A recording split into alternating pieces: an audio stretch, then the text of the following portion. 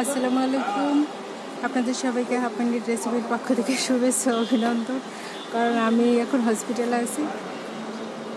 আমার মনে হচ্ছে এটা রান্নার চ্যানেল, কিন্তু কি বলবো, আমার ভাগ্য খারাপ। হয়তো আপনাদের রান্নাবান্নার সে বিষয়ে আমরা দেখাতে পারছি না, কারণ সারা জীবনটাই ধরতে গেলে হসপিটালেই কাটে। আত্মীয় স্বজন, পাড়া প্রতিবেশী, বন্ধুবান্ধব, এই সবাই কাছেই। আসলে আমি আর বাবলু সোনা হচ্ছি অন্য ধরনের মানুষ, আল্লাহর ভয় মানুষের পাশে দাঁড়াই। এটা হয়তো আল্লাহ আমাদের এমন করেই সৃষ্টি করেছেন।